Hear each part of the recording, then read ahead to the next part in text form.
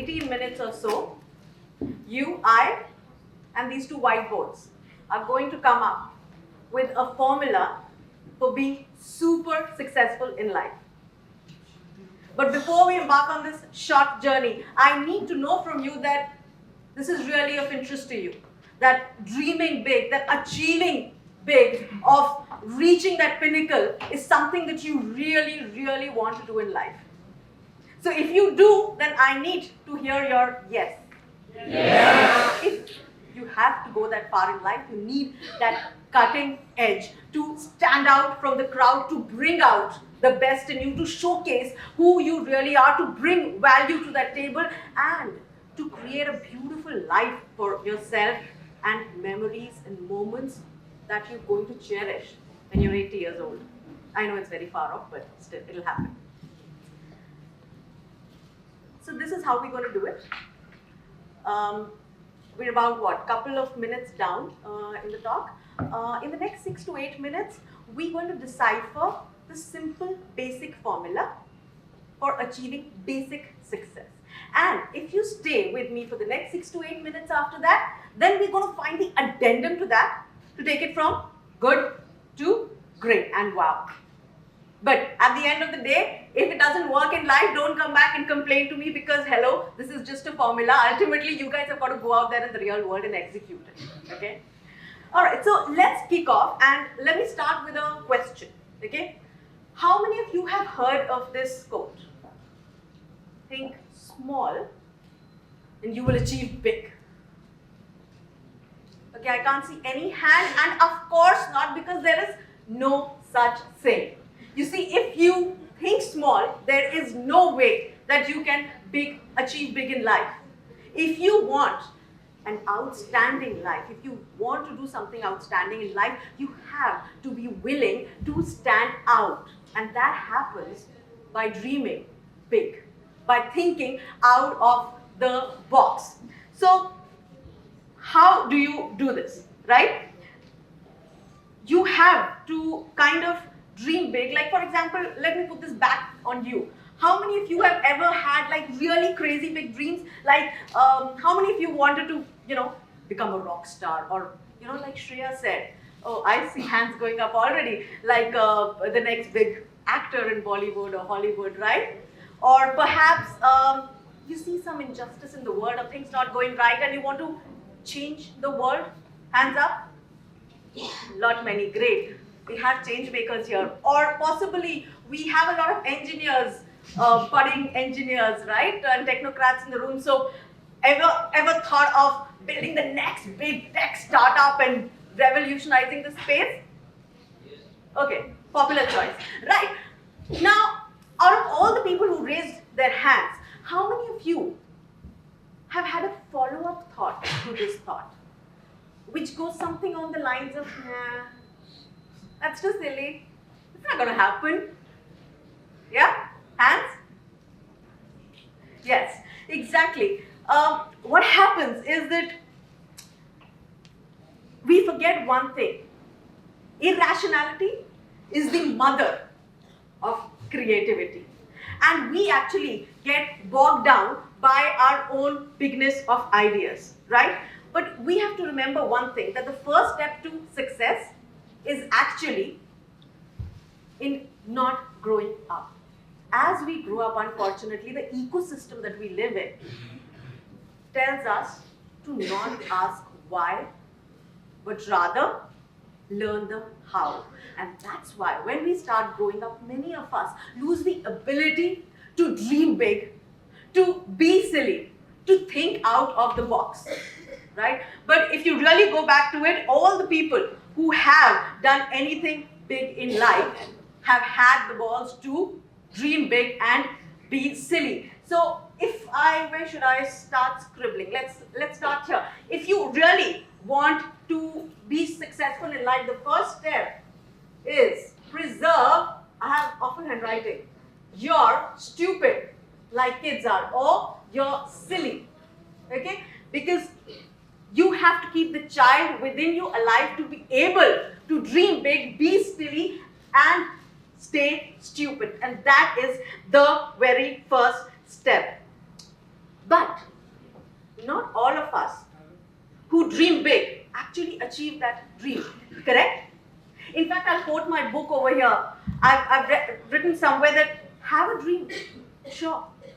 Better still, have a plan. And when you have a plan, then don't just be a dreamer, be a doer. Because it's that action, it's the people who actually act and start living their dream and working towards their dream, actually start moving towards achieving it. For example, again, since a lot of budding engineers in the room, right? How many of you have gotten this feeling? I know I have. How many of you have gotten this feeling of some new tech startup which has come up and you go like, oh my God, I thought of this idea just 4 months back. Anybody? Yes, lots, exactly. But those are the people who got up and started taking action. For example, what is this? Let's call it Mount Everest. And this, let's call it you, or let's call it Sir Edmund Hillary. Well,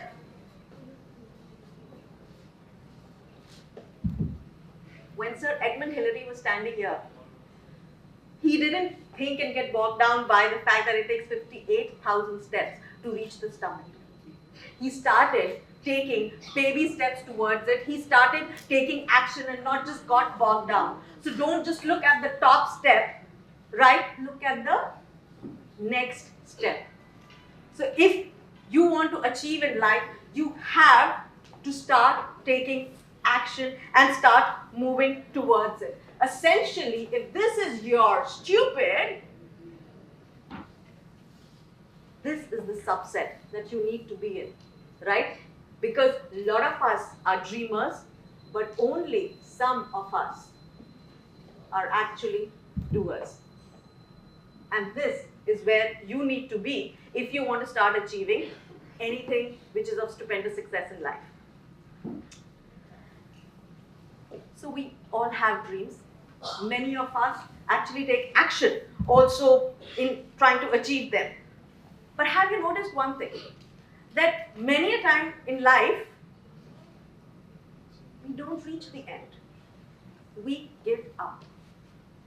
Now, one would say you give up because the difficulties you face, the challenges that you have to overcome, the losses that you have to endure, right? Wrong. Because it's obvious if you want to achieve anything big in life, then it has to be difficult. It cannot be easy. If it was that easy, then it won't feel worth the while after a while. Right? The reason, ladies and gentlemen, the reason why we give up is not because of the difficulties that come along our way, but because of the fact that we stop believing. You have to keep that belief intact. And to keep that belief intact, you have to drown out all the negativity and all the noises that will come along your way. Because all these noises which come from many a time even near and dear ones in our life are the ones which will start feeding that little tiny voice inside of you, which is normally a very good voice to listen to. But when it's fed with negativity and doubts, then it just becomes like a big self-doubt monster inside of you. So you have to keep that negativity away. This particular factor in success, the third factor in success, is something that will not add to your success, but something that you need to manage to keep to a bare minimum. You need to be able to manage those noises, those negativity, which creates a self-doubt monster inside of you.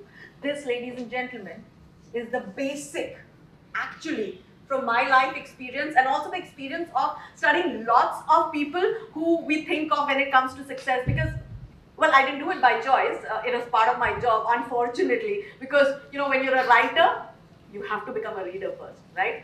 So this is actually the basic formula, or stage one, as I call it, of getting to success, where S is your stupidity, or keeping the child within you alive. A is the action that you have to take as a doer, and N is the noise that you have to manage, or the negativity.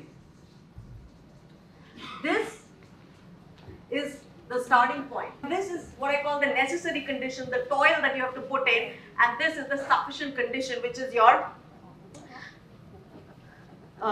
negativity at B. If you really think about it, and if this is your success curve, obviously it has to go up, right? This is your basic success. Now, how do you actually take this to stupendous, crazy level of success? Now, many of us actually take this path. It's not a bad path, it's a good path. It's nice, it's comfortable, it's good but not great. It is attractive, but let's admit it, it's not wow, right? But why do some of us, or many of us, are not able to take the jump to this stupendous success curve? Why are we not able to do this? And the reason I say that is because they don't take the big decisions in life. They don't make the tough choices in life. They don't take risks in life. Because when we grow up, we are taught that risk is obviously risky, and that's associated with loss and pain, and therefore you have to be fearful of risk.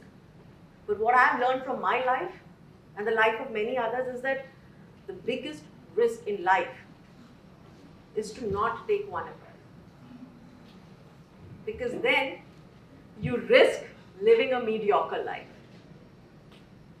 So if you really want to break out from this nice, good, comfortable, but not wow curve of success and take it on this particular trajectory, then you need to overcome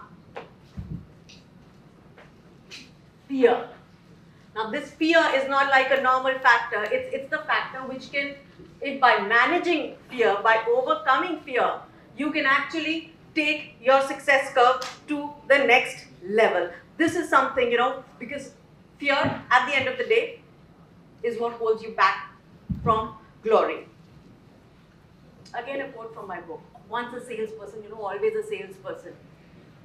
Live a what next kind of life, not a what if kind of life.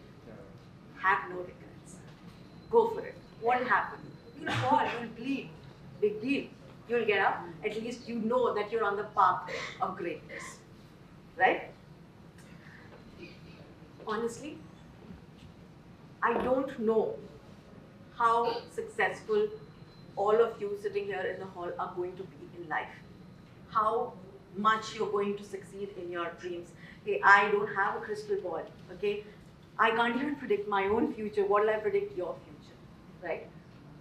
But there is one thing that I know. 100% surety I have on this one.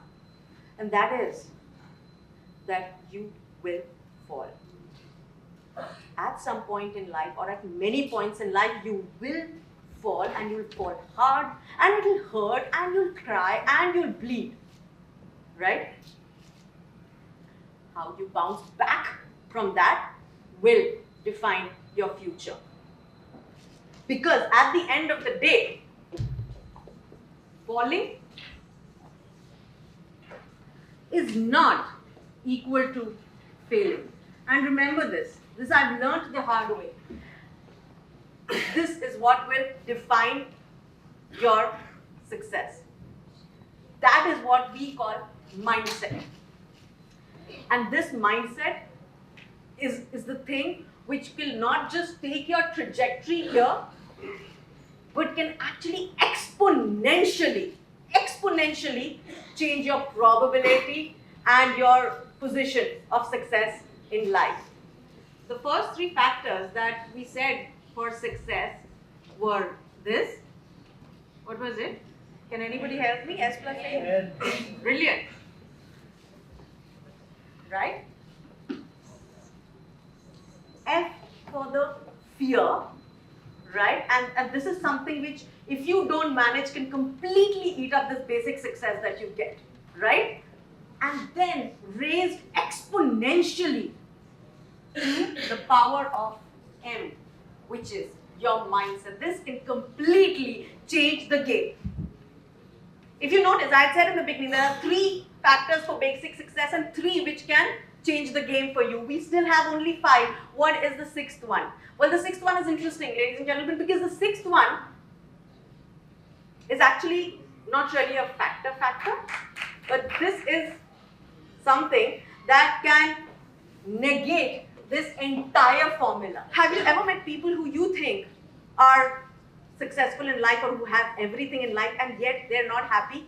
Have you met such sad people who have stuff? Yes, that's right, who have stuff and yet are not happy. Like the biggest tragedy of life is to become successful at dreams which are not yours.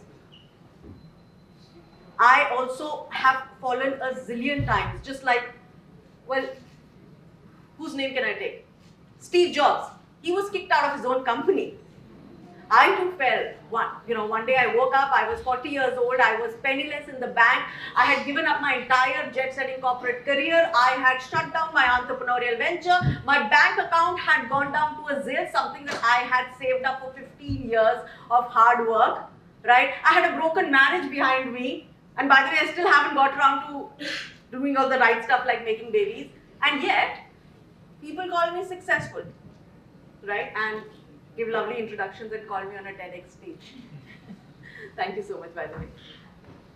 The reason is that when I did all of that, I could easily have gotten back on the bandwagon and said, I'll find a job, I'll make a few phone calls, so that I can prove to the world that I have not failed.